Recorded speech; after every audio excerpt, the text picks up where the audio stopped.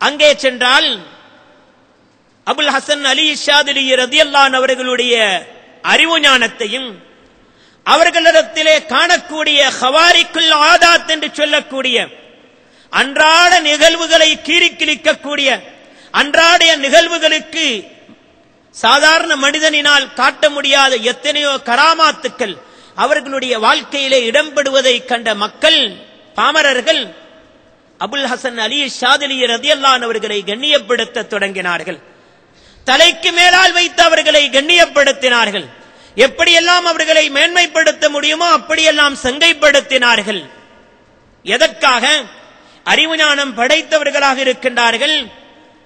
அல்லாஹ்விடத்திலே விலாயத்தை பெற்ற ஒரு உயரிய அந்தஸ்தை பெற்ற ஒரு மனிதராக இருக்கின்றார் என்ற செய்தியை மக்கள் உணர்ந்து அன்னவர்களை கண்ணியப்படுத்துகின்றார்கள், மேன்மைப்படுத்துகின்றார்கள். நாளுக்கு நாள் அபுல் ஹசன் அலி ஷாதிலி ரலியல்லாஹு அன்ஹு அவர்கள் சொல்லக்கூடிய உபன்யாசங்களை கேட்பதற்காக வேண்டி பல நாடுகளிலே இருந்து பல ஊர்களிலே இருந்து மக்கள் கூட்டம் கூட்டமாக இந்த இடத்துக்கு வந்து சேருகின்றார்கள். இதை பார்த்த அந்த ஊரில் இருந்த பிரதம நீதியரசராக இருந்த இப்னுல் பர்ரா என்று சொல்லக்கூடியவருக்கு ஒரு விதமான பொறாமை ஏற்படுகின்றது. அவருக்கு ஏற்கனவே அந்த ஊரிலே ஒரு செல்வாக்கு இருந்தது, மரியாதை இருந்தது.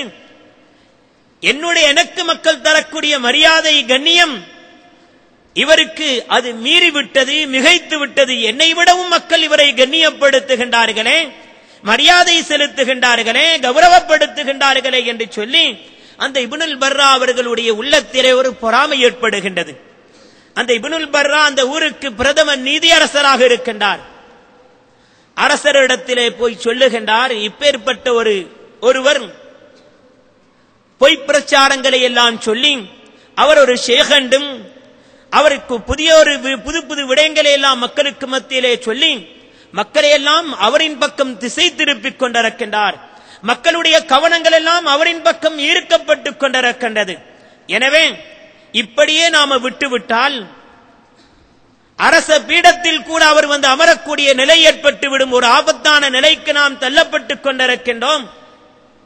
இதை நாம கட்டுப்படுத்த வேண்டும். இவரை நாம் சிறையிலிட்டு இவருக்கு தக்க தண்டனை கொடுக்க வேண்டும் என்று சொல்லக்கூடிய நேரத்திலே இவருடைய சொல்லை கேட்டு அரசன் இவர்களை ஒரு வீட்டு காவலிலே, வீட்டு சிறையிலே வைக்கின்றான். ஒரு அறைக்குள்ளால் இவர்களை அடைத்து வைக்கின்றான். அபுல் ஹசன் அலி ஷாதிலி ரலியல்லாஹு அன்ஹு அவர்கள் சிறையில் அடைக்கப்படுகின்றார்கள்.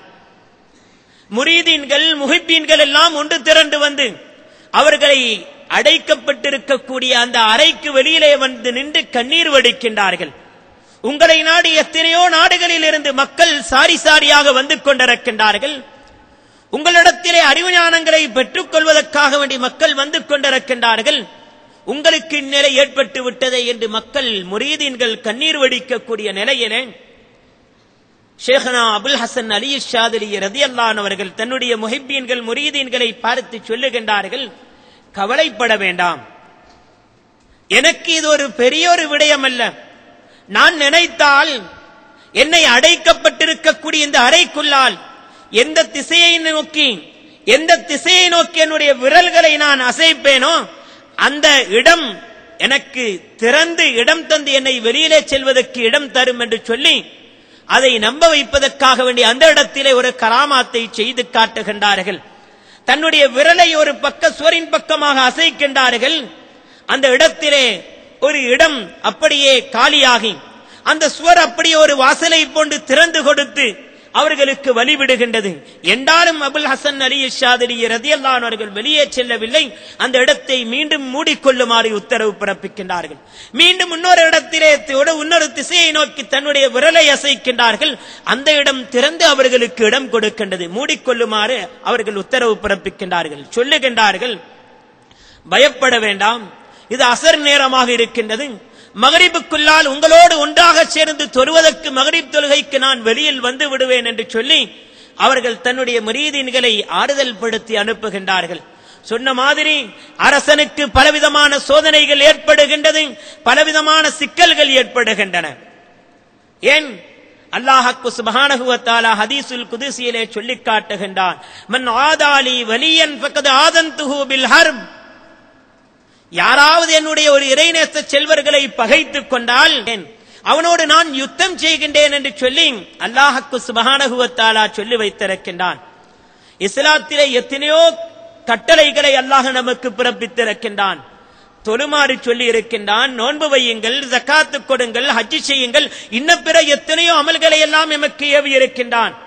ஏதாவது ஒரு விஷயத்திலே மாறு செய்து விட்டால் அதற்குரிய தண்டனையை நான் தருவேன் என்று சொல்லுகின்றானே ஒழிய எந்த ஒரு விஷயத்திலும் நான் உங்களோடு யுத்தத்துக்கு வருகின்றேன் இதை செய்யாவிட்டால் என்று அல்லாஹ் சொல்லவில்லை. நீங்கள் இப்படி நடந்து கொண்டால் உங்களோடு நான் யுத்தத்துக்கு வருவேன் என்று சொல்லுவது இஸ்லாத்திலே இரண்டு கட்டத்தில் தான் அல்லாஹ் சொல்லி இருக்கின்றான். ஒன்று, தன்னுடைய இறைநேச செல்வர்களான அவுலியாக்களை எந்த ஒரு மனிதனாவது நிந்தித்து விட்டால், அவர்களை மிக லேசாக மதித்து அவர்களை கிண்டல் செய்து விட்டால், அவர்களை புறக்கணித்து விட்டால், அவர்களை பார்த்து அல்லாஹ் சொல்லுகின்றான், ஃபக்கத் ஆதன்துஹு பில் ஹர்ப், என்னுடைய இறைநேச செல்வர்களை பகைத்துக் கொள்ளக்கூடியவர்களுக்கு நான் யுத்த பிரகடனம் செய்கின்றேன், அவர்கள் என்னோடு யுத்தம் செய்வதற்கு சண்டை செய்வதற்கு வரட்டும் என்று அல்லாஹ் அழைப்பு விடுக்கின்றான். அடுத்தது, வட்டியினுடைய விஷயத்திலே வட்டிக்கு கொடுக்கக்கூடியவர்கள், வட்டிக்கு எடுக்கக்கூடியவர்கள், வட்டியோடு சம்பந்தப்படக்கூடியவர்கள், இவர்களும் அல்லாஹ்வோடு யுத்தத்துக்கு தயாராகட்டும் என்று சொல்லி அல்லாஹ்வுக்கு சுப்ஹானஹு வ தஆலா சொல்லி இருக்கின்றான். இந்த இரண்டு விஷயத்தில் மாத்திரம்தான் அல்லாஹ்வுக்கு சுப்ஹானஹு வ தஆலா தன்னுடைய அடியார்களை யுத்தத்துக்கு அழைக்கின்றான், யுத்தம் செய்வதாக சொல்லி காட்டுகின்றான். எனவே அபுல் ஹசன் அலி ஷாதிலி ரலியல்லாஹு அன்ஹு அவர்களை சிறையில் இட்ட அந்த அரசன் இப்பொழுது அல்லாஹ்வினுடைய யுத்தத்துக்கு ஆளாகிவிட்டான். அல்லாஹ்வோடு சண்டை செய்வதற்கு அவன் ஆளாக்கப்பட்டு விட்டான். அவன் அறிந்தோ அறியாமலோ அவனுக்கு அல்லாஹ்வினுடைய யுத்தம் ஏற்பட்டு விட்டது. அதனால் அவனுடைய அரசாட்சியிலே பலவிதமான சோதனைகள் ஏற்படுகின்றது. பல இடங்களில் தீப்பற்றி எரிந்து விடுகின்றது.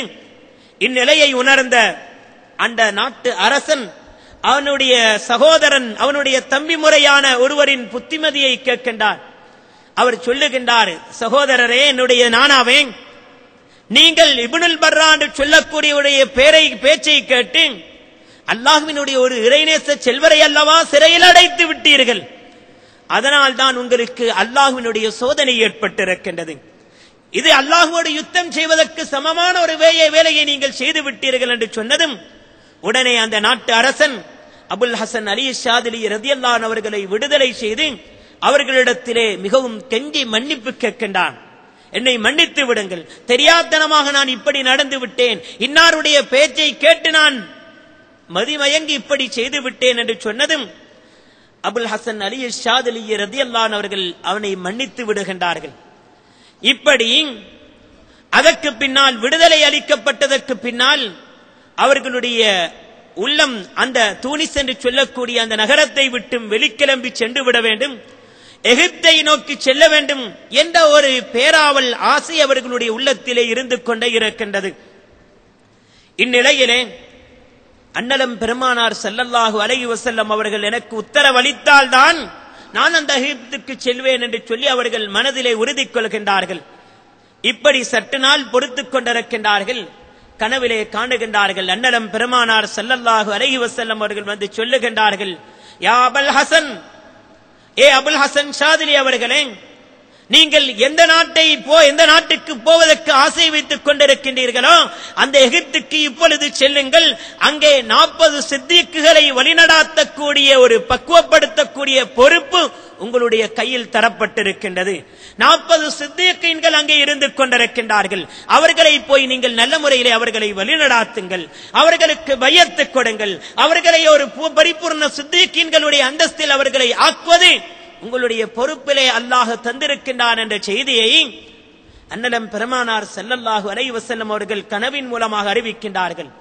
இந்நிலையிலே அபுல் ஹசன் அலி ஷாதிலி ரலியல்லாஹு அன்ஹு அவர்கள் சிந்திக்கின்றார்கள், அங்கே செல்வது மிக நீண்ட தூரமாக இருக்கின்றது, காடு வனாந்திரங்களை எல்லாம் தாண்டி செல்ல வேண்டிய நிலை இருக்கின்றது.